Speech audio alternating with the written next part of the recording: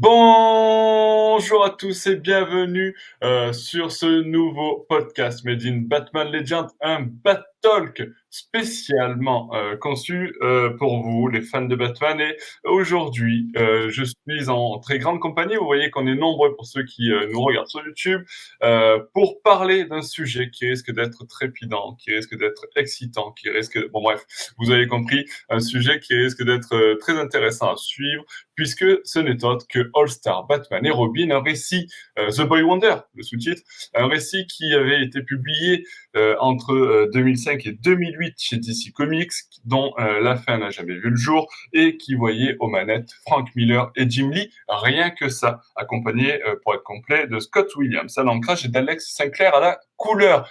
Je suis Nico de Batman Legend et pour m'accompagner dans ce podcast, une nouvelle invitée, Kaori. Bonjour Kaori.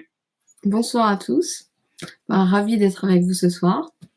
Ravi dans ce podcast. Et avant d'annoncer les autres membres de ce podcast, que tu peux rapidement te présenter et dire à nos auditeurs et téléspectateurs, pour ceux qui nous suivent sur YouTube, un petit peu qui tu es. Pourquoi tu moi, ça fait... es dans un podcast Batman Legends? Ouais. Alors, moi, ça fait 4 ans que je suis contributrice sur le blog de Bruce Lee. Et j'ai une petite spécialité, disons, par rapport à DC et notamment à tout ce qui touche à Dick Grayson. Et sinon, je suis aussi intéressée par tout ce qui est Japanimation, je suis manga, enfin c'est assez varié, mais dans l'univers DC, ça sera Dick Grayson. Et j'ai gentiment été invitée par Siegfried pour discuter de ce Batman and Robin All-Star, puisque nous avions déjà échangé via Facebook par rapport à l'article que j'avais écrit sur Robin et Batman de Jeff Lemire. Voilà. Ok, super. Donc, pour compléter le tableau, Siegfried est parmi nous. Salut Siegfried. Hello. Mais aussi Bruno, alias le commissaire Gordon. Voilà. Bonsoir. C'est un petit peu le commissaire Gordon de notre équipe. Et enfin, Benoît est avec nous. Salut Benoît. Salut. Alors voilà, je le disais en préambule, effectivement, on va s'attaquer à All-Star Batman et Robin, The Boy Wonder. Donc avec peut-être Siegfried, tiens, je sais que c'est un sujet qui t'intéresse. Est-ce que tu peux peut-être nous faire un petit préambule sur la série? Alors j'ai dit quelques chiffres clés en introduction, mais peut-être que tu peux nous en parler, toi, un petit peu plus en détail, on va dire, sur qu'est-ce que ce All-Star Batman et Robin de façon générale. Vaste sujet. Donc, à la base, DC Comics voulait lancer un label All-Star. L'idée étant qu'on réunit des auteurs de légende pour écrire sur les différents personnages hors continuité, mais en les laissant piocher un peu dans tous les éléments qui jouent de la continuité pour écrire des récits indépendants et forts, mais qu'on pourrait lire sans forcément connaître les comics. Donc, ils ont lancé cette série avec All-Star Batman et Robin, donc en appelant pas moins que Frank Miller et Jim Lee, plutôt pas mal. Ça a été suivi immédiatement par All-Star Superman de Frank Morrison et Quietly. Et ensuite, plus rien. Donc, d'après Wikipédia, All-Star Batman de Snyder et Capullo en 2016 est intégré au label All-Star, mais dans les faits, c'est sorti 8 ans après All-Star Superman et All-Star Batman et Robin. Donc, et en plus, c'est en continuité. Donc, pour moi, c'est pas vraiment pertinent comme inclusion. Bref, ça a été un échec un peu cuisant. Déjà, on note que 3 ans d'écriture, à la fois pour All-Star Batman et Robin et pour All-Star Superman, c'est clairement beaucoup trop. À chaque fois, notamment les dessinateurs prenaient énormément de retard. On parle de comics à chaque fois qui font une dizaine de fascicules au moins, donc c'est vraiment ça devenait vraiment absurde. Je pense que les cachets étaient aussi assez exorbitants, puisqu'évidemment le label All-Star, ça veut aussi dire que DC Comics payait extrêmement bien ses auteurs, et bon, il y a un moment ils ont préféré arrêter les frais, d'autant que All-Star Superman est assez apprécié sans faire partie non plus des grands comics Superman. All-Star Batman et Robin s'est fait laminer complètement par la critique. Donc il y a un moment ils se sont dit que le label All-Star prenait un peu l'eau et ils ont préféré attendre un peu avant de lancer le Black Label qui est un peu l'héritier quand même de ce qu'ils tentaient de faire avec All-Star. Oui, tout à fait. C'est vrai que tout à fait. C'est vrai que les retours de manière générale à cette époque-là sur All-Star Batman et Robin notamment étaient assez négatif, hein, nous dirons ça comme ça. Mais pour l'anecdote, je suis allé voir un petit peu les avis que pouvait avoir le récit aujourd'hui sur certains sites de critiques et autres. Et ben, ils sont pas si négatifs que ça. Voilà. Je me suis dit, je vais peut-être faire une petite compile que je citerai au podcast. Et en fin de compte, c'était pas si négatif que ça. Il y a des avis qui sont assez négatifs, mais d'autres qui sont très positifs. Donc finalement, il a peut-être une mauvaise image par rapport à ce qu'on s'en est fait au moment de sa sortie, mais avec le temps, ça a peut-être évolué. Il faut dire, je pense que c'est important de le rappeler que c'est sorti à un moment où Miller était vraiment au creux de la vague. C'est-à-dire qu'à la fin des années 90, il avait sorti 300, qui avait commencé à recevoir à la fois des éloges pour la partie graphique, mais aussi pas mal de critiques sur son homophobie supposée. On commençait à s'intéresser à Sin City aussi du point de vue du sexisme. Il venait de sortir The Dark Knight Strikes Again, qui était supposé être la sortie directe, la suite directe de The Dark Knight Returns, mais ça s'est quand même fait pas mal descendre aussi sur la partie graphique. Bref, on était à un moment où Frank Miller, qui était un peu un dieu dans les années 80, commençait à être regardé de très près, y compris du point de vue des représentations. Et effectivement, on lui reprochait quand même beaucoup d'être sexiste, homophobe, voire un peu facho. Et encore, quelques années après, en 2011, il va tenir des propos absolument affreux sur Occupy Wall Street et sur Tyranny Terror. Bref, on est vraiment à un moment où non seulement tout le monde déteste Frank Miller, plus ou moins à juste titre, ça dépend un peu des sujets, mais où on va aussi lire Frank Miller pour essayer de l'attaquer. Et donc, All-Star Batman et Robin, clairement, sort à la mauvaise période, d'autant que, il illustre quand même pas mal, on va y revenir, pas mal des outrances, justement, qu'on reprochait à Frank Miller. Donc, c'était un peu une cible parfaite dans ce contexte où on voulait détester Frank Miller pour cristalliser un peu tout ce qu'on avait à lui reprocher. Alors que quand on relit le comics avec du recul, on se rend compte que, en fait, ça reste un comics qui est extrêmement solide et on va le redire, mais pour moi,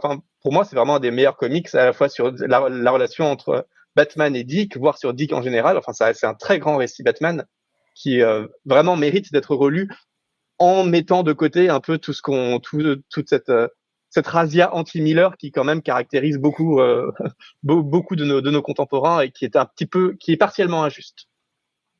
Oui, c'est vrai. Enfin après, chacun son avis. Tiens, Kaori, justement, comment tu as découvert ce All-Star Batman et Robin? Est-ce que tu l'as lu à sa sortie? Est-ce que tu l'as découvert récemment? Quelle est ton appréhension de ce récit-là? Non, je l'ai pas découvert à sa sortie parce que moi je suis allée vers les comics d'ici assez tard finalement, parce qu'en France c'était pas super accessible. J'étais plus Marvel au niveau des lectures, et ça doit faire deux ans que je me suis vraiment plongée. Ouais, peut-être un peu plus maintenant. Le temps passe un peu vite. Mais non, C'est non, vrai. je l'ai pas découvert à sa sortie. Je l'ai relu là pour préparer le podcast. Mais donc j'ai pas eu. Et puis Frank Miller, c'est pas non plus un auteur avec lequel j'étais familière. Donc j'ai vraiment découvert ça plus par rapport à la relation Batman-Robin qui m'intéressait.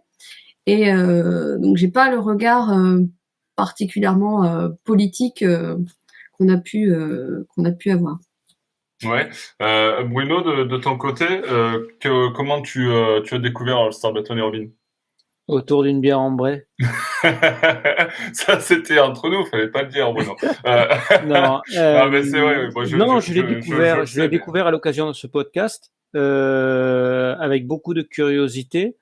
Ceux qui suivent les podcasts et les articles savent que je suis un fan historique de Miller, en particulier parce que j'ai découvert le personnage de Batman par le Dark Knight Returns de Miller et au moment de sa sortie. Et de fait, ça collait vraiment à l'ambiance politique de cette époque. Et c'était effectivement, comme le soulignait Kaori, un ouvrage très politique, chose qu'on retrouve absolument pas ici, mais c'est pas le propos. Et le propos, de fait, pour moi, c'est que à chaque fois que je lis un ouvrage Batman, une œuvre, je la compare même de façon inconsciente à cette espèce de gold standard qui a été pour moi la découverte du Dark Knight de Miller. Et du coup, ça m'a posé quelques problèmes quand même là. Benoît, pour ta part, tu l'as découvert comment, All-Star Batman et Robin? Moi, j'ai découvert les fascicules qui sont sortis en France dans des brocantes ou dans des bouquinistes à l'époque quand j'en farfouillais encore là-dedans. Et j'avais lu, je crois, un ou deux fascicules qui traînaient. Et après, j'ai attendu quand même pas mal d'années avant de pouvoir lire l'intégrale. l'intégrale. Ok, du coup. Ceux qui existent, quoi. Voilà. Et je les ai relus là pour préparer le podcast et ben je l'ai redécouvert. Voilà, avec bonheur. Ok. Siegfried, enfin, pour toi, ça a été Franchement, comment? je sais Tu sais plus. plus? Je l'ai Ouais. j'ai lu tellement de fois et depuis tellement longtemps. J'imagine que comme tout le monde, je l'ai lu après The Dark Knight Returns et Strikes Again, en apprenant que c'était supposé faire partie de la même continuité que donc à la fois, je crois que c'est la Terre 31, ce qu'on appelle la Terre 31, l'espèce de Terre Miller, donc qui inclut à la fois Year One, Returns, Strikes Again, Batman Spawn et The Last Crusade évidemment et Master Race. Donc c'est supposé appartenir plus ou moins à la même continuité, même si en fait chronologiquement ça se tient pas du tout parce qu'il faudrait que All Star se passe dans les années 50-60 et clairement quand on voit le comics, ça se passe plutôt à l'époque contemporaine, mais si on fait fi de cette chronologie en termes de personnalité, d'évolution psychologique des personnages, ça fait plutôt sens effectivement d'intégrer cette continuité. Et donc évidemment après avoir lu les chefs-d'œuvre qui étaient notamment Year One et The Dark Knight Returns, j'avais été amené assez logiquement à découvrir ce que Miller proposait d'autre dans cet univers-là en lisant All Star, mais je saurais plus exactement dire dans quel contexte. Bien sûr, bien sûr.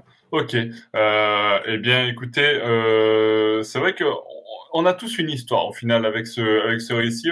On l'a tous découvert de façon différente. Et comme tu le disais, Siegfried, c'est un récit qui se veut indépendant. On peut pas vraiment le mettre dans la continuité de Batman. Vous savez que je propose une petite chronologie de lecture Batman en essayant de mettre une sorte de continuité générale en place. C'est pas toujours simple, c'est même parfois difficile. Mais pour le coup, All Star Batman et Robin, The Boy Wonder, on oublie complètement de la continuité parce que justement, Frank Miller prend beaucoup de liberté sur la continuité principale et il y va à fond. Revisite de la mort des Grayson, la relation entre Batman et Black Canary, Wonder Woman qui est une sorte de sauvage qui déteste les hommes. Kaori, justement, sur un petit peu ce que propose Miller dans cette version-là de Batman, tu l'appréhendes comment? C'est intéressant, ça te choque parfois peut-être. Quel est ton avis sur ça? J'ai pris ça, moi, comme une grosse exagération, en fait, de la relation qu'il y a entre Batman et Robin, mais vraiment très grossie et beaucoup d'exagération, même dans le traitement des femmes. Enfin, tout est forcé, en fait. Tout est appuyé, tout est exagéré et presque un peu de provocation, en fait. C'est presque amené à vouloir un peu choquer. Et Ouais. après, il faut Oui, arriver, je pense qu'on peut dire que Miller essaie parfois est très provocateur. Il essaie presque de choquer à chacune des dialogues, des cases qu'on peut voir, quoi. Donc il faut en avoir conscience pour pouvoir prendre un peu de recul, en fait. Moi, je l'ai pris comme ça. J'ai pas pris ça comme une provocation vraiment. Ouais, j'ai pris de la distance par rapport à ça et j'ai essayé d'aller au-delà de ce que ça pouvait provoquer comme sentiment un peu négatif, on va dire. Ouais, il y a une planche ou un dialogue qui t'a choqué particulièrement de ton côté? Choqué négativement. Ou positivement, hein, peut-être. Disons que après, moi, ça va plus me faire sourire, en fait, on va dire. Ouais. Les Goddamn Batman, les femmes aussi qui ont quand même une attitude, enfin, pas forcément, comment dire, ça les met pas vraiment en valeur, on va dire. En tant que femme, moi, je me suis pas sentie valorisée, on va dire ça. Mais ouais, il y a Black Canary qui est quand même un personnage fort avec un gros caractère, qui se laisse pas faire. Oui, mais c'est, enfin. Bon, c'est très accentué par la sexualisation de Vicky Vale, par exemple. C'est hyper sexualisé. C'est pas le genre de personnage féminin dans lequel je vais me reconnaître. Finalement, on retrouve un peu l'ambiguïté qu'on avait dans Sin City, c'est-à-dire que on a cette difficulté d'apprécier le personnage féminin parce qu'effectivement ils sont quand même hyper sexualisés, mais par ailleurs, on retrouve aussi toute l'ambiguïté de Frank Miller qui a quand même écrit aussi quelques comics extrêmement avec des femmes extrêmement fortes parce que alors que ça soit Vicky Vale ou Black Canary et même Wonder Woman, on a quand même des femmes qui sont hyper impressionnantes de force, qui pourraient rivaliser avec n'importe qui dans la Bat Family, enfin qui sont des qui montrent une volonté, et une force de caractère, une résistance qui sont quand même à toute épreuve. Bon, c'est quand même des personnages qui sont assez impressionnants et je pense que quelque part dans la démarche de Miller, il y avait quand même une volonté il y avait une espèce de volonté féministe, même si Frank Miller a toujours été assez maladroit dans sa manière de créer des personnages, d'afficher ce féminisme. Mais enfin, effectivement, c'est pas des personnages féminins dans lesquels on peut se reconnaître, mais c'est quand même des personnages féminins qui sont vraiment impressionnants, qui sont pas du tout soumis aux hommes. Il y a quand même quelque chose d'assez castratrices, en fait. Pour moi, c'est assez des fort femmes. dans ces personnages. Ouais, tout à fait, ouais. Et puis c'est ce qu'on disait, avoir cette Wonder Woman qui propose carrément d'aller décapiter Batman pour offrir sa tête à la police en geste de bonne volonté pour montrer que bah non, les criminels, voilà comment on traite les criminels dans son monde. Bon, bah, c'est pas anodin, c'est même pas montré comme quelque chose de vraiment négatif de la part de Wonder Woman. On nous montre juste, bah voilà, Wonder Woman, elle est comme ça c'est ses convictions et bon, elle a le droit de croire ça, pourquoi pas, surtout que le Batman qu'on voit effectivement, il est complètement outrancier. Elle a une position qui est légitime, un peu extrême, mais légitime et waouh, d'accord, c'est bravo Miller de parvenir à exposer des opinions aussi extrêmes et de les mettre dans la bouche de personnages féminins. En plus, Wonder Woman, pour le coup, n'est pas forcément sexualisée. Enfin, il y a quand même une proposition qui a ses maladresses comme dans Sin City, mais qui a aussi ses forces et qui peut aussi impressionner par certains aspects, je trouve.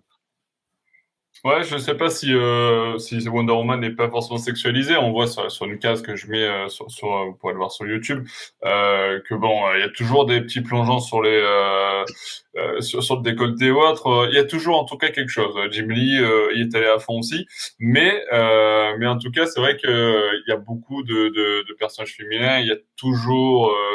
Tu parlais tout à l'heure des personnages féminins et tu commençais en disant que ce sont des personnages où il met en avant leur force. J'ai cru que tu allais dire leur forme, tu vois, pour te dire comme quoi j'étais parti dans le truc. Mais c'est vrai que ça y va fort. Quelle case, toi, ou quel dialogue t'as le plus choqué ou surpris, toi, Siegfried, de ton côté? T'as des choses à relever par rapport à ça? Moi, je sais qu'il y a plein de cases qui sont quand même assez surprenantes pour un récit, on va dire, Batman. Non, moi, il y a pas il y a plus de planches que j'ai trouvées magnifiques, mais même émotionnellement magnifiques, que de planches dont je pourrais dire qu'elles m'ont choqué. Ouais, moi, il y a carrément il y a des planches qui m'ont ému ou que j'ai trouvé vraiment puissantes psychologiquement.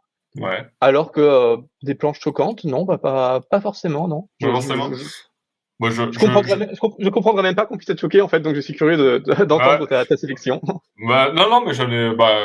Par exemple, tiens, comme ça, j'enchaîne sur Benoît. Benoît, toi, est-ce qu'il y a une planche qui te choque? Moi, par exemple, tu vois, la planche où Black Canary et Batman commencent à partir en débat amoureux en plein milieu des cadavres calcinés qu'ils viennent de faire exploser. Bon, c'est pas un truc que j'ai l'habitude de voir, quoi. C'est Batman. Oui, c'est sûr. Moi, c'est vrai que comme ça faisait longtemps que je l'avais pas relu, la première fois où on voit Vicky Vale qui apparaît directement en sous-vêtements. Oui, tiens, tu sais quoi, pour les petits spectateurs sur YouTube, je vous la mets. Voilà. Hop. Voilà. On parlait d'hypersexualisation. Bon. Voilà.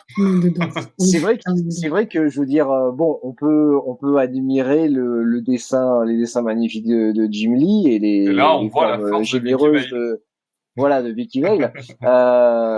Mais c'est vrai que pour moi, ça faisait très comics des années 90, quoi. Enfin, il y a encore énormément de sexualisation des femmes, quoi. Mais c'est vrai qu'on est, ça fait très Witchblade, des choses comme ça, de Topco. Ou, c'est vrai que, je sais pas, je me suis dit, c'est vrai que ça faisait longtemps que j'avais pas vu ce genre de choses.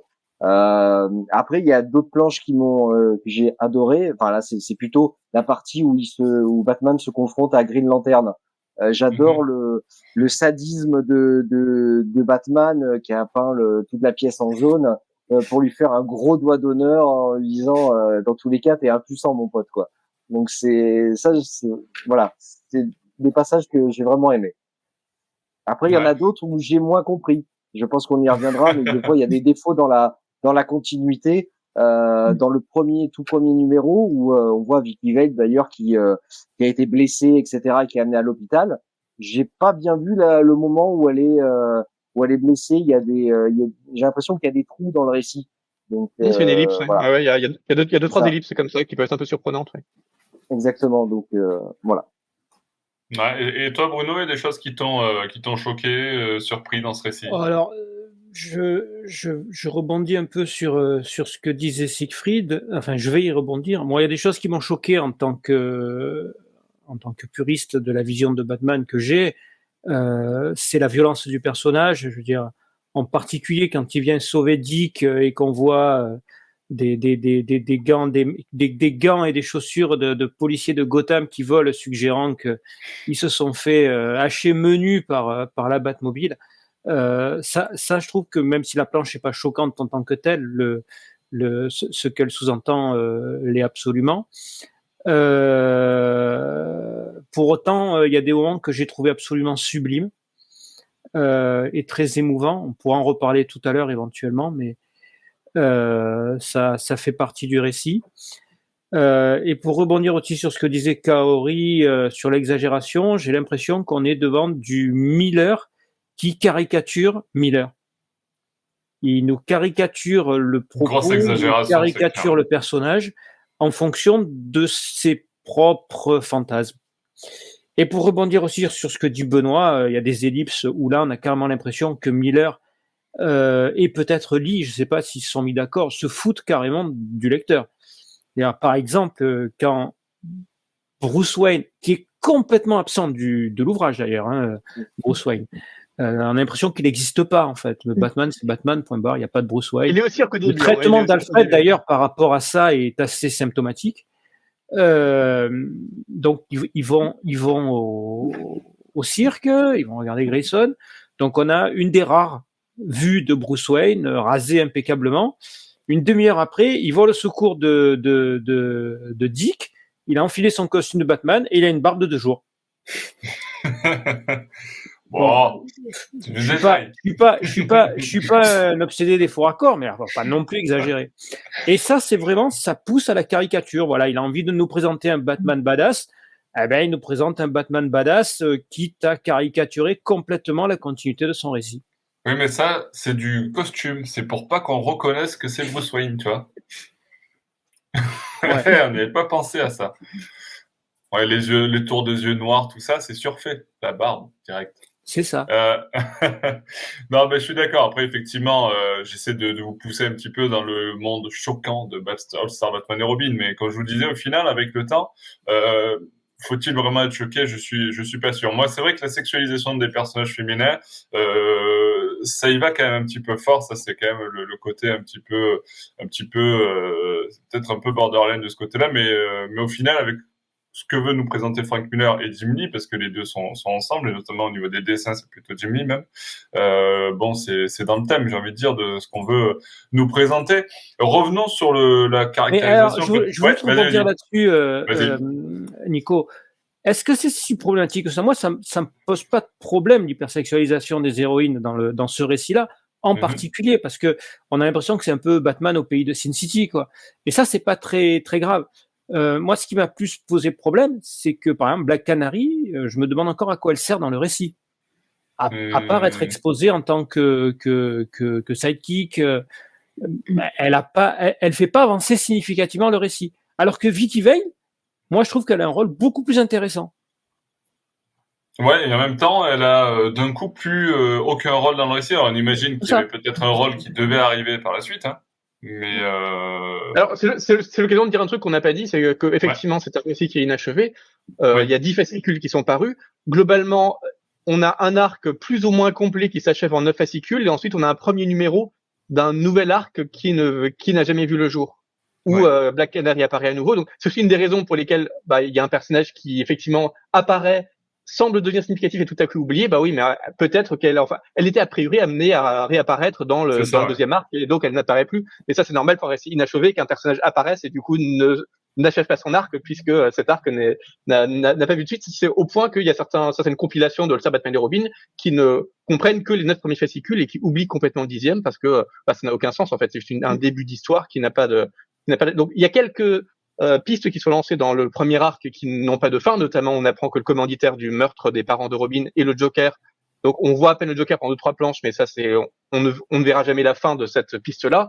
Mais quand on lit les 9 premiers fascicules, on a quand même l'impression d'avoir eu affaire à un récit assez complet, émotionnellement fort, enfin quelque chose qui est relativement clos, qui n'est pas complètement clos, mais qui est quand même relativement clos. Mais voilà, il faut effectivement accepter qu'il y a certaines petites pistes qui ne sont pas satisfaisantes parce que le récit n'aura jamais de conclusion. De temps en temps, Frank Miller ou Jim Lee s'amusent à dire qu'ils retravaillent dessus, notamment en 2015, ils avaient fait des annonces sur le fait que ça allait reparaître un jour, mais bon, plus personne n'y croit.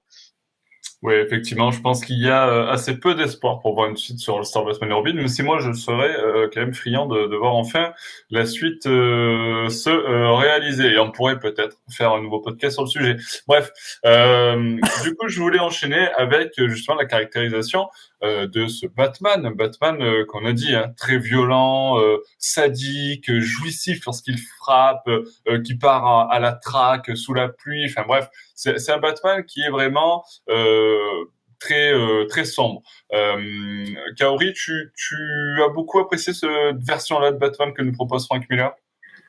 Apprécier, non, c'est pas le Batman. Ah, mais ça, c'est parce qu'il a maltraité Dick Grayson. Ok. Okay.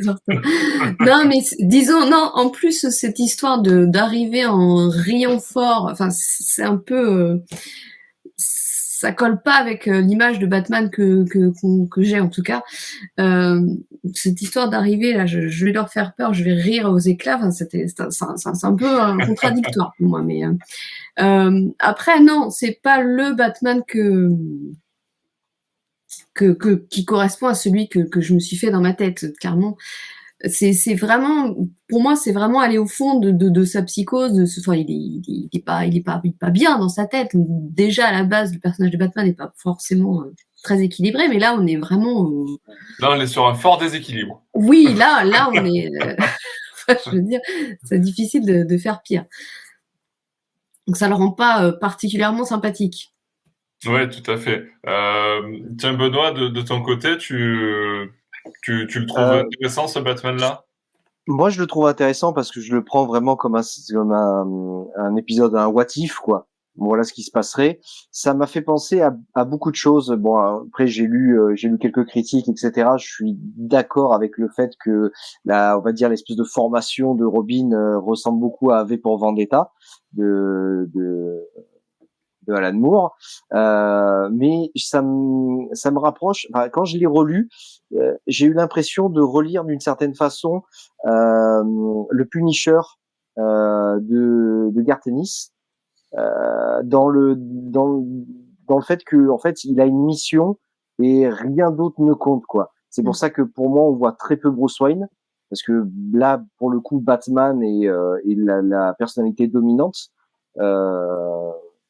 Voilà. Et je le vois beaucoup. Je pense qu'on changerait le costume et on pourrait regarder le Batman de Zur-En-Arrh, qui est une version de Batman qui est uniquement que Batman et qui est concentré que sur sa mission, que sur son objectif, qui délaisse complètement la famille, qui délaisse complètement la fortune pour uniquement se concentrer sur les criminels, etc. Et voilà, moi ça m'a fait beaucoup penser à ça, c'est voilà une espèce de Batman du Renard avec un Punisher qui serait hyper concentré en fait sur ce qu'il doit faire, mais en même temps on le voit, hein, puisque c'est écrit, il a de temps en temps des doutes, mais ça dure pas, ça dure peut-être juste quelques lignes, comme quoi il est vraiment voilà, il est vraiment focus. Après, sa relation avec Robin, c'est un petit peu compliqué quand même. Faire subir ça à un enfant, c'est. Tu peux. Disons que SOS maltraitance pourrait être averti. Voilà, c'est un petit peu rude, quoi. Voilà, ça va bien avec 300, avec les Spartiates, comment ils élevaient leurs enfants et les jetaient au loup et puis démerdez-vous, quoi. Voilà. On va faire toute la bibliographie de Miller, mais effectivement, Bruno, pour toi aussi, tu valides le traitement de Robin par Batman, qui laisse par exemple, comme on le voit là dans cette case, Robin se débrouiller dans la Batcave, chasser des rats pour se nourrir, par exemple. En même temps, je suis pas inspecteur à la DAS, donc c'est compliqué. Mais dans l'esprit du récit, c'est pas si choquant que ça. Ouais, c'est pas déconnant. Ouais. Voilà, ça fait couleur locale, quoi. Après, Batman dans ce récit, il est barré, donc il est barré.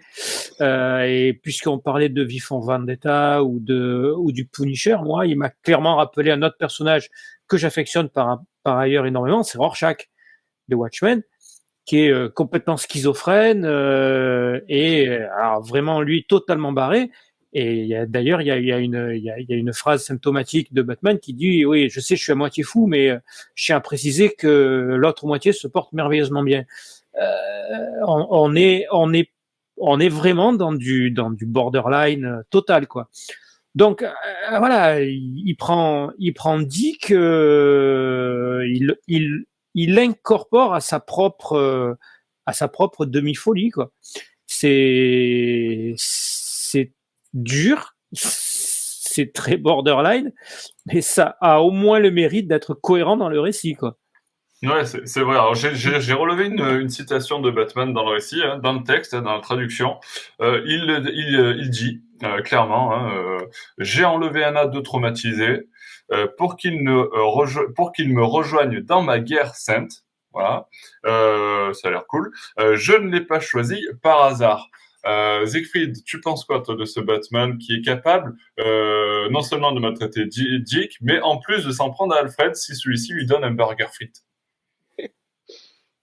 Bah, moi, je suis assez fan de ce portrait de Batman, mais en fait, il y a une chose que les lecteurs de l'époque n'ont pas compris, que beaucoup de lecteurs encore contemporains ne comprennent pas, c'est que évidemment qu'on reconnaît pas Batman, parce que le but c'est pas qu'on reconnaisse Batman, ça c'est un Batman des débuts.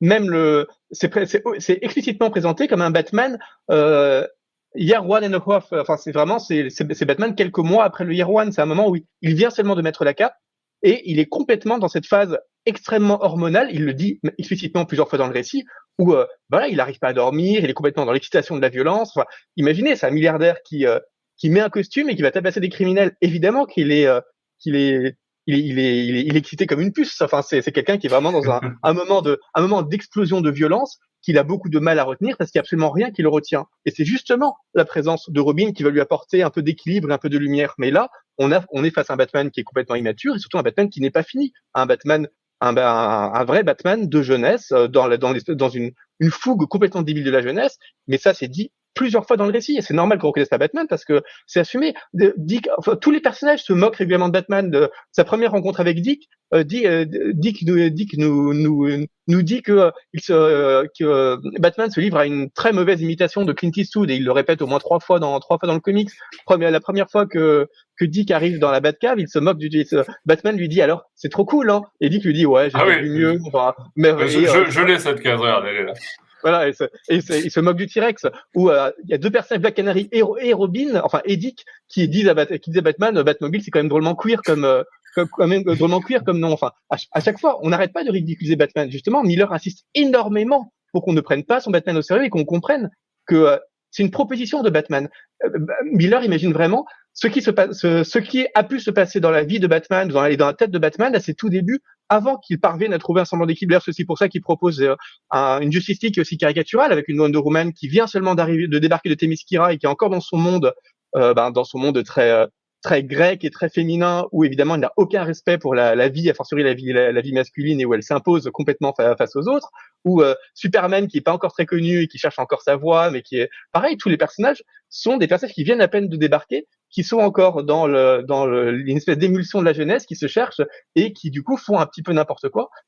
Et justement je crois que c'est je sais plus qui disait que finalement il faut prendre ça comme un récit en continuité, mais pour moi au contraire c'est un récit qui est intéressant si on le prend en continuité, qu'on se dit que il serait tout à fait normal que le Batman de Year One, le Batman des tout débuts, passe par une phase comme ça hyper hormonale avant de commencer à se stabiliser, par devenir avec les années le vrai Batman un peu stable, un peu équilibré, un peu normal qu'on connaît dans la plupart des comics, puis de virer à la fin de sa vie au Batman de The Dark Knight Returns. Enfin, c'est une proposition de personnage, de portrait de Batman qui est extrêmement audacieuse, mais qui est tout à fait logique. Et justement, j'applaudis des deux mains Miller d'avoir réussi à faire une proposition aussi forte, parce que généralement, quand on lit les comics de Batman, on a l'impression que Batman, qu'il ait 20 ans ou qu'il en ait 60, c'est exactement le même.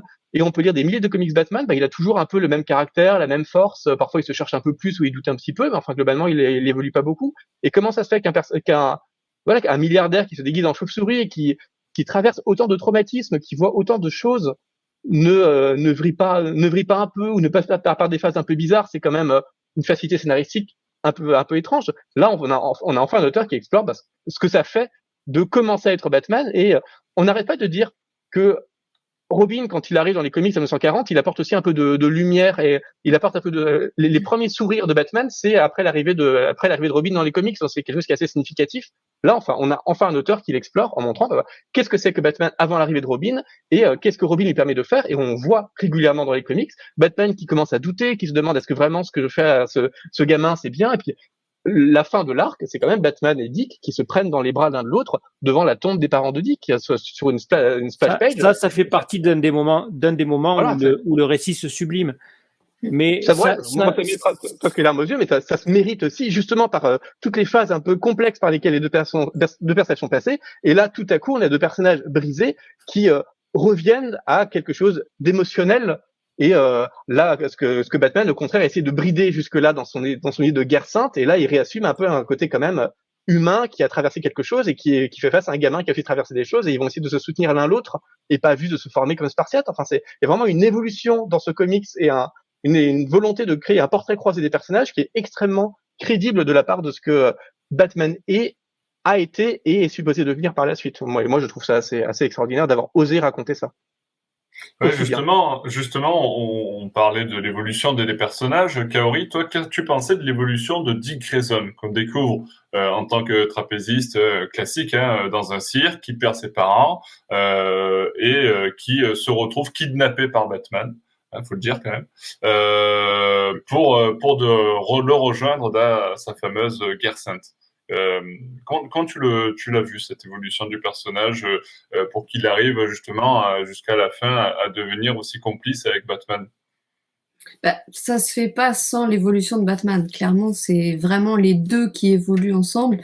Et je trouve que le parcours le plus intéressant, c'est effectivement ce que disait Siegfried, c'est l'évolution de Batman. Robin, lui, fait juste ce qu'on attend de lui au départ. Il fait un choix, déjà. Il fait un choix. Il accepte cette croisade. Pourquoi là, je me pose encore la question. Il faudrait que je relise ce qui l'a fait basculer de dire bon, ok, il est pas bien, mais je vais quand même, je vais foncer moi aussi là-dedans, et il va y trouver ses marques. Il va même y trouver Je sais pas trop si on lui laisse vraiment le choix, Robin. Il y a un moment dans le comics où il se pose la question, et on voit que il accepte, en fait, il accepte cette situation. Alors qu'il est maltraité, alors que, enfin, même s'il y a Alfred qui essaye de jouer un peu un rôle de bienfaiteur, il y a normalement rien qui devrait l'amener à vouloir accepter ça, si ce n'est peut-être la vengeance de la mort de ses parents, mais enfin, ça, c'est quand même un prix assez lourd à payer. Donc, c'est pas tellement l'évolution de Dick Grayson là-dedans qui m'a vraiment c'est vraiment la relation entre les deux. C'est ce que disait Siegfried tout à l'heure, c'est qu'on voit vraiment le personnage de Batman qui au début effectivement est chaotique, c'est le noir total, et qui finit par s'ouvrir un peu. Et je repense à ce moment où il menace Dick Grayson de le tuer s'il vomit après ce qui vient de se passer, et au final Dick Grayson vomit, et ça donne cette scène qu'on voit là à l'écran, enfin cette scène dans le cimetière. On voit que voilà, il y a eu un quelque chose qui s'est créé, et qu'effectivement on ne retrouve pas dans beaucoup de comics de Batman. C'est ça vraiment que moi j'ai apprécié. Ouais, Benoît, c'est aussi ton avis? Tu trouves la relation Batman-Robin décrite dans ce récit est touchante? Oui, c'est vrai qu'elle amène à quelque chose là avec la planche qui est sublime. Après, c'est vrai que je sais pas, j'ai quand même un petit peu du mal avec cette relation avec cette maltraitance, on va dire, envers Dick Grayson, qui a rien demandé, qui a clairement rien demandé. je sais pas, oui, il va lui apporter quelque chose, il va lui permettre peut-être de sortir de l'ombre dans laquelle il est, enfin un peu plus, mais bon, j'ai un peu de mal avec cette relation-là. Ouais, et puis tiens, Bruno, justement, il y a une caractérisation de Dick Grayson dans ce récit, de Robin, qu'on rappelle qui est Dick Grayson, le premier Robin, qui fait que moi j'ai eu du mal à, lorsque je l'ai lu, à penser que c'était Dick Grayson en fait. Il est assez arrogant, il est assez, c'est pas le Dick Grayson qu'on a l'habitude de lire. Je sais pas si tu as eu le même ressenti toi de ton côté. Oui, tout à fait. En fait, je pense qu'il était obligé de fabriquer un Dick Grayson à cette image-là, parce que si ça avait été le Dick Grayson entre guillemets canonique, et je pense qu'il se serait fait broyer par l'arrivée et l'entraînement et la prise en charge entre guillemets du Batman tel qu'il est traité dans ce récit-là. Donc il fallait pour qu'il tienne le coup que ce soit un Dick Grayson un peu hors du commun, avec les comment dirais-je, les incohérences scénaristiques qui là aussi font que on a un trapéziste qui vit dans un cirque et qui est présenté comme un surdoué à l'école, premier en tout, etc., etc. Donc c'est très bien. Alors bien qu'il ait un QI de 160 et qu'il soit le digne successeur de son futur mentor, mais ben ça colle pas trop avec la vie d'un trapéziste qui demande beaucoup d'entraînement et surtout également beaucoup de vie sur la route. Alors ça donne un peu une image un peu un peu un what if quoi, ce côté un peu complètement fantasmagoré d'un Robin suffisamment badass lui aussi pour tenir tête au Batman badass que Miller nous présente. Je vois Ouais, pas en quoi ouais. ça pose un problème de réalisme en fait, parce que justement on insiste bien sur le fait qu'il n'a pas d'intelligence scolaire. Son intelligence c'est vraiment une vivacité d'esprit. Et ce que Batman dit, c'est que lui était toujours premier à l'école, donc c'était toujours un peu le type intelligent dans la salle dans la salle de classe, et il admire l'intelligence de Dick parce que Dick fait preuve d'une grande vivacité d'esprit. Mais justement, il fait pas preuve d'une culture ou de connaissances qu'il ne devrait pas avoir comme trapéziste. Il fait preuve d'une grande vivacité d'esprit qui pour le coup n'est pas du tout incompatible avec le fait d'être un trapéziste sans forcément Ouais, il a quand même d'éducation scolaire. quand tu regardes certaines cases, il a quand même une sacrée culture sur l'analyse des parfums, des odeurs, il a déjà presque un background de détective derrière lui, hein, Grayson, tel qu'il est présenté là. Ouais, je sais pas, on montre On a juste l'impression qu'il faut un petit peu lui apprendre à s'endurcir et à améliorer son coup de pied circulaire. C'est vrai. C'est vrai que le coup de pied circulaire était pas top. Mais Et seulement, je trouve ça assez beau, en fait, d'avoir toutes ces planches où Batman admet qu'il admire Dick Grayson, parce qu'on a tellement dans ses comics l'idée que Batman, c'est vraiment le père que les Robins doivent juste chercher à imiter, et les Robins, voilà, c'est des espèces de sous-fifres, enfin, c'est juste des sidekicks qui sont là pour être des espèces de pseudo-proto sous Batman. Et là, on a ce Batman qui pourtant on n'arrête pas justement de dire que il est outrancier, il est hyper badass, c'est complètement excessif, et qui pourtant admet régulièrement que ce Robin l'impressionne positivement et qu'il pourrait être meilleur que lui. C'est assez chouette. Et justement, l'une des raisons pour lesquelles Dick accepte de rejoindre Batman, et ça c'est assez beau aussi, c'est pas seulement ce que ça pourrait lui apporter, mais c'est aussi parce qu'il sent que Batman est seul. Et ça, il y a quelques cases où il dit clairement qu'il a pitié de ce Batman qui semble complètement renfermé sur lui-même et qui essaye d'afficher une espèce de ce masque d'arrogance et de folie, mais qui en fait est profondément seul. Et voir Dick qui accepte de rejoindre Batman parce que c'est Dick, le petit gamin traumatisé qui vient de perdre ses parents, qui a pitié de l'adulte. Waouh, enfin, c'est fort quand même comme portrait de Dick. C'est voilà une belle raison de le rejoindre, qui n'est pas du tout dans l'infantilisation ou dans l'enfant soldat embrigadé par le type taré, mais qui fait un choix mature et qui l'embellit et qui embellit Batman à la fois. Enfin, c'est fort. c'est vrai que c'est Je fort. rebondis. Non, ça fait partie des paradoxes du récit.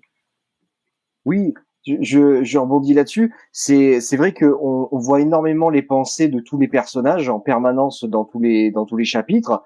Et c'est vrai aussi, des fois, je trouve que ça dessert un peu le dessin, etc. Parce que il y a beaucoup de textes des fois. Alors des fois, c'est bien, mais par faut moment, lire. il y en a trop. C'est vrai qu'il y a trop de textes, il y a trop de pensées, il y a trop de. Alors, je comprends qu'il y en ait beaucoup parce que on démarre un récit, on démarre des personnages, donc il faut qu'on comprenne d'où ils viennent, qui ils sont et tout leur background. Mais par exemple, je me souviens de celui avec Black Canary. C'est que du texte. On voit juste elle qui est en plein milieu et tout autour, c'est que du texte en permanence, quoi, pendant plusieurs pages. Il y a des fois, c'est quand même un peu lourd aussi. Malgré que ce soit intéressant, hein. Ouais. Je peux rebondir là-dessus parce que dans Yarwan, qui reste aussi qui reste une référence, le fait qu'on suivait les pensées du protagoniste, que ce soit des protagonistes, que ce soit Gordon, on pourra reparler de Gordon d'ailleurs, ou de Batman et de Bruce Wayne, où là on va dire les bulles de pensée rythmaient le récit graphique. Et on s'en servait pour avoir un Bruce Wayne Batman qui était beaucoup plus humble, on va dire, dans son comportement et dans le fait qu'il avait encore beaucoup de choses à apprendre. Et ça, c'est vrai que c'est beaucoup moins réussi en fait. Cette alchimie-là, elle est moins réussie. Et le rythme entre l'écriture au sens lecture, on va dire, et l'image, il a tendance un peu à desservir. Ouais, c'est vrai que alors après il y a plusieurs lectures, hein, on le disait sur ce récit, mais bon, si j'ai bien compris, Frank Miller ne va pas forcément trop loin. En tout cas, Siegfried n'est pas d'accord avec ça. Tu es d'accord, Kaori, pour dire que Frank Miller ne va pas forcément trop loin. C'est en tout cas, enfin, je sais pas, ça peut dire qu'il va trop loin, mais en tout cas, on accepte la proposition de Frank Miller. Ouais, moi je valide. Oui, C'est tolérable. et est-ce que tu valides aussi les dessins de Jim Lee? Alors, on sait que Jim Lee fait quand même plutôt l'unanimité, même si certains vont plus ou moins apprécier son trait. On peut aussi dire que selon ses travaux, c'est parfois plus ou moins travaillé. Moi, je trouve que sur ce récit-là, on a quand même du très bon Jim Lee. Qu'est-ce que tu en penses? Oui. Moi, c'est carrément ce que je préfère de Jim Lee. C'est vraiment cette œuvre-là que je préfère de Jim Lee, clairement. Donc oui, là Au-dessus de Silence, enfin de Silence ou de Hush. Oui, ouais, au-dessus, ouais. C'est aussi vos avis, ouais, Benoît, vas-y. On sent qu'il s'éclate à faire ça, hein, que c'est un kiff pour lui. Après, j'ai pas spécialement regardé ce qu'il en disait lui, mais je sais pas, ça se sent que avec tous les détails, tous les apartés, il s'amuse énormément. Ouais, à noter que d'après les rumeurs, je n'étais pas dans les bureaux, mais d'après les rumeurs, le travail de Jim Lee était quand même assez long et c'est lui qui a causé de nombreux retards sur la série et c'est ce qui aurait aussi amené à l'annulation de la série. Donc bon, voilà, c'est quand même une petite anecdote à noter par rapport à ce travail-là de All-Star Batman et Robin qui n'a pas été finalisé. Siegfried, Bruno, un mot peut-être sur Jim Lee. Vous avez, j'imagine aussi bien apprécié son travail. Oui, moi j'ai beaucoup apprécié. Jim Lee fait du très bon travail et puis il y a aussi un très bon travail sur la couleur et l'ancrage. C'est une très belle alchimie, je trouve, de ce point de vue-là. Typiquement sur la planche où Robin et Batman sont dans les bras l'un de l'autre, on a du grand art. Hein, il y a rien à dire. Enfin, s'il y a quelque chose, je crois, qui est assez consensuel autour de l'œuvre, c'est bien l'aspect graphique. Oui, d'ailleurs, je suis même surpris qu'on fasse autant de reproches à l'œuvre en oubliant souvent de parler de Jim Lee comme si les outrances qu'on a le droit de pas aimer chez Miller suffisaient à résumer l'œuvre, alors que rien que pour les dessins de Jim Lee, en fait, ça vaut totalement le coup de les lire. Je crois qu'on a rarement vu autant de planches avec des Batman badass aussi bien faites. C'est assez fascinant. Mais quand en plus on combine le talent de Jim Lee qui vraiment est à son meilleur, je trouve qu'il est plus varié. Il a plus de brio sans doute dans Silence, mais là on voit vraiment que il prend le temps de faire ce qu'il faut. Là où Silence était une œuvre en continuité, donc il devait aussi respecter certaines contraintes. Là, il prend vraiment le temps d'être à son meilleur, et je pense que il a jamais eu un trait aussi mûr. Je suis totalement d'accord avec Kaori là-dessus qu'ici.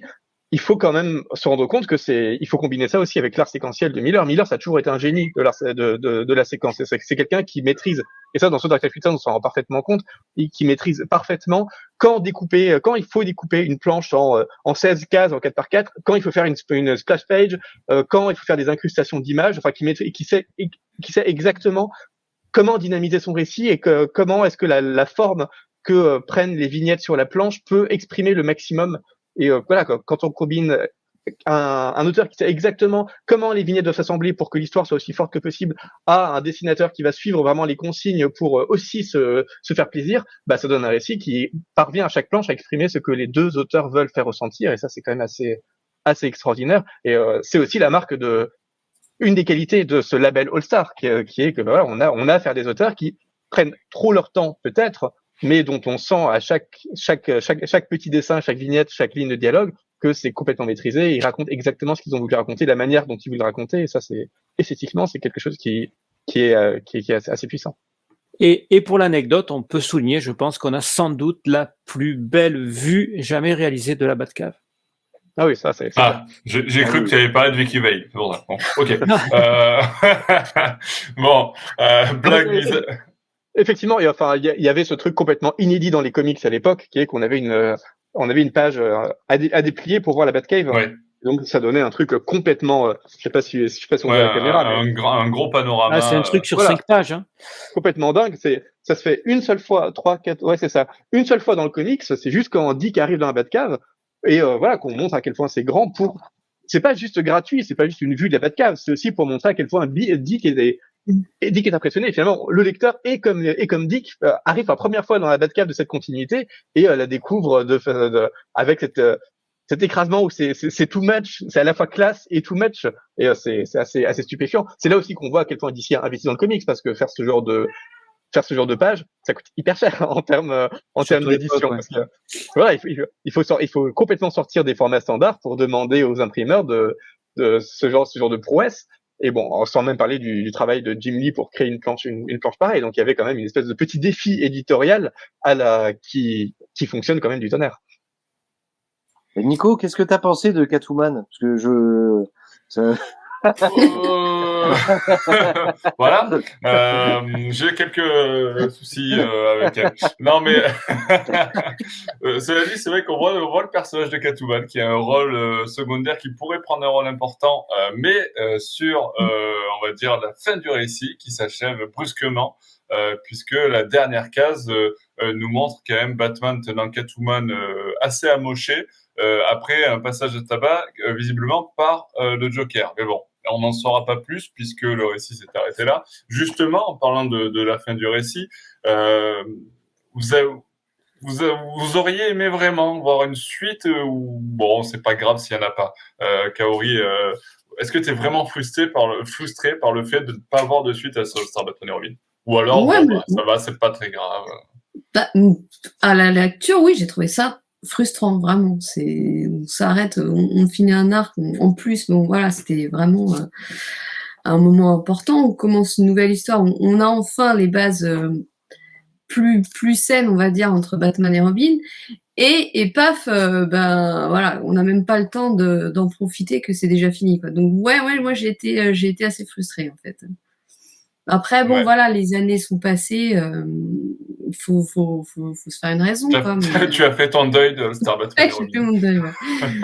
Mais oui, j'ai vraiment trouvé ça dommage. Ouais, Zekrid, j'imagine que toi aussi, tu étais déçu de ne pas avoir de suite à ce récit. Je sais que tu as beaucoup aimé, donc as-tu réussi à faire ton deuil?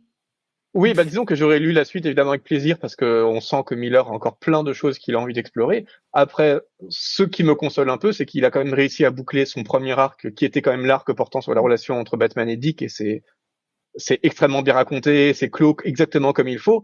Là où un deuxième arc aurait lancé de nouvelles pistes pour raconter quelque chose d'un peu différent. Bon, bah, c'est dommage de pas l'avoir, mais au moins il est parvenu quand même à faire ce récit pratiquement complet, qui est quand même extrêmement agréable à lire, extrêmement intéressant, extrêmement novateur dans l'histoire éditoriale de Batman. Donc ça ça me suffit aussi comme ça. C'est, à la rigueur, c'est mieux que s'il avait dû continuer pour faire quelque chose de moins bien dans le deuxième arc, au risque de ternir l'impression qu'on pouvait avoir sur le premier. Donc, ma foi, c'est dommage, mais pourquoi pas. Et puis, ça permet de finir quand même le premier arc sur, voilà, c'est la planche dont on a parlé, sur Batman et Robin qui se tiennent dans les bras. Et bon, bah, c'est puissant de finir comme ça. C'est bien aussi. Donc, tu conseilles aux lecteurs de s'arrêter au 9e numéro de Oui, All Star Batman et Robin. tout à fait, comme dans la plupart des éditions. De toute façon, là, l'édition que j'ai, par exemple, elle s'achève au 9e numéro. Ils n'ont même pas jugé utile de mettre le 10e parce que ça n'avait pas de sens, quoi. Bien sûr, oui, c'est vrai que si tu veux le sortir d'une publication mensuelle ou bimensuelle, etc., ça n'a aucun sens de mettre le dernier numéro. Moi, j'avais récupéré, pour l'anecdote, les numéros qui étaient sortis. Je sais plus chez quel éditeur, mais Bruno le saurait parce que c'est lui qui a récupéré mes fascicules. Mais en gros, chez Panini, voilà, qui essayait de sortir le récit en même temps que les sorties US ou avec très peu de décalage. Donc du coup, ils ont mis ça dans une espèce de hors-série de Batman Superman et du coup, ils vont jusqu'au 10e numéro. Et on reste avec la fin dont j'ai parlé tout à l'heure. Je vais m'adresser à notre commissaire Gordon local, justement, Bruno.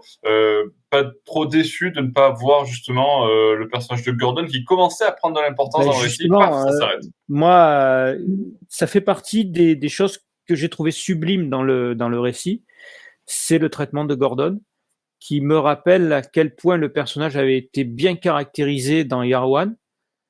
Et d'ailleurs, la dernière planche, c'est pas Batman qui tient Catwoman, c'est Gordon qu'on retrouve encore brisé, sa vie perso en lambeaux, qui sait plus où il en est, qui se raccroche aux espoirs de retrouver Sarah. Enfin, c'est un personnage qui a une humanité absolument extraordinaire et qui est, sans Gordon, Batman n'existerait pas. Je veux dire, il ne pourrait pas exister parce qu'il n'aurait personne pour le soutenir. Il resterait dans la clandestinité la plus totale. Batman ne peut exister que parce que Gordon est là. Et Gordon, dans ce récit-là, il transcende ça, en particulier parce que sa vie à lui, elle est complètement en morceaux. Alors il y a Barbara qui est en train de s'émanciper, de devenir Batgirl, mais finalement l'espoir de voir un justicier qui peut l'aider, lui amener un peu de lumière, même si c'est de la lumière sombre, ça lui donne un peu de baume au cœur parce que finalement il sent que c'est peut-être la seule personne sur laquelle il va pouvoir s'appuyer. Et cette caractérisation-là, vraiment, je la trouve assez sublime. Et de ce point de vue-là, je suis très, très frustré que ça s'arrête au numéro 10. Grosse frustration, j'imagine aussi peut-être pour Benoît. Oui, bah je suis d'accord avec tout le monde. Hein. On aurait aimé avoir la continuité de ça. Ce qui m'interroge aussi dans ce truc-là, c'est voir ce Batman qui est très, enfin voilà, qui est dans cette colère, qui prend plaisir à taper les malfrats, etc. Oui, il a l'air de kiffer. À taper des flics. Du coup, je me dis, c'est peut-être normal du coup qu'il les enferme à Arkham et qu'il les laisse s'échapper, c'est pour pouvoir aller les dézinguer plus tard, quoi. Les retaper, puis voilà. Du coup, j'ai trouvé une espèce de d'accord, bon c'est comme ça, c'est pour ça qu'il fait ça. Ok, d'accord, je comprends. Et voilà. Effectivement, c'est peut-être un stratagème de Batman, voilà. Il a peut-être une top chez Arkham pour lui permettre de taper et retaper les protagonistes. Est-ce que vous voulez rajouter quelque chose sur ce All-Star Batman et Robin? On approche de la fin de ce podcast. Vous pouvez le dire maintenant ou vous taire à jamais. Peut-être qu'on refera un podcast si une suite arrive, mais non, je en doute très fort. Vous voulez rajouter quelque chose sur ce podcast, sur ce récit-là? Non, juste une toute petite chose, c'est que l'une des choses qu'on a beaucoup reproché à ce All-Star Batman et Robin, je trouve on l'a pas beaucoup redit, c'est que il y a une espèce d'apologie des méthodes de Batman, du kidnapping, etc. Alors que en fait, il n'y en a aucune. D'ailleurs, la preuve, c'est que la conclusion du premier arc, c'est Batman qui se rend compte qu'il allait beaucoup trop loin. Je rappelle quand même que c'est Robin qui manque tuer Hal Jordan pratiquement sans raison parce qu'il se laisse aussi emporter par ses hormones, mais c'est Robin qui se rend compte que déjà il a entraîné Robin trop loin, mais que lui aussi peut-être s'est trop laissé pousser par ses propres instincts de violence, et donc les deux qui apprennent à se canaliser, mais qui du coup se rendent compte que ces méthodes ne sont pas bonnes. Donc il y a quand même une vraie désacralisation de toute éloge primal et macho de la violence dans tout le comics, qui est assez chouette et qui montre quand même qu'il y a un vrai recul sur lui-même de la part de Miller, et qu'on peut pas du tout résumer ce comics à une espèce d'apologie de la violence, du kidnapping et de l'éducation spartiate, parce que c'est vraiment passé complètement à côté du message. Et autre petite chose, juste parce que je trouve ça amusant en fait qu'on en parle au moment où sort la série The Last of Us, sachant que The Last of Us, ça raconte quand même des choses qui sont relativement similaires, parce qu'on a aussi cette relation entre l'enfant un peu surdoué qui apprend le maniement des armes et qui va s'endurcir aux côtés d'un adulte un peu toxique, au point que cette toxicité va déteindre sur l'enfant, qui va aussi subir une explosion de violence. Oui. Je ne sais pas si on peut dire que la relation entre Joel et Ellie est la même que Batman et Robin dans ce récit, mais Je dis pas que c'est la même, je dis qu'il y a quand même des choses assez similaires sur cette idée d'un monde apocalyptique où un enfant et un adulte vont se soutenir l'un l'autre au point de vraiment s'apporter quelque chose l'un à l'autre, mais aussi de partager leur toxicité jusqu'à certains extrêmes. Et quand on voit The Last of Us 2 par exemple, et là où arrive Ellie, ça rejoint quand même pas mal des choses, des excès que Robin subit aussi dans All-Star Batman et Robin. Donc il y a quand même pas mal de similitudes qui font que chronologiquement c'est une coïncidence qui me paraissait amusant de signaler. Très bien. Eh bien, sur cette petite analogie qui ferait peut-être de Neil Druckmann le nouveau Frank Miller, qui sait, je vous propose de clôturer ce podcast. Merci Kaori pour ta participation à ce podcast. Où est-ce qu'on peut te lire? Est-ce que tu peux nous le rappeler avant de conclure ce podcast? Donc sur le blog de Bruce Lee. Sur le blog de Bruce Lee. Voilà, Bruce Lee, tout à fait. Pour suivre le travail de Kaori. Merci Siegfried, merci Benoît, merci Bruno pour votre participation à ce podcast, et merci à tous ceux qui nous ont écoutés ou regardés jusqu'à la fin. On espère que ce podcast vous a plu. N'hésitez pas à mettre un pouce bleu sur YouTube ou à liker sur Facebook, Twitter, Instagram. Nous laisser vos messages, vos commentaires. Est-ce que vous avez lu, est-ce que vous avez aimé All-Star Batman et Robin, The Boy Wonder? Allez-y, crachez tout votre venin, c'est le moment. Je vous dis à très bientôt pour de nouvelles aventures de Batman. Ciao, ciao, ciao. Merci. Salut. Au revoir. Au revoir.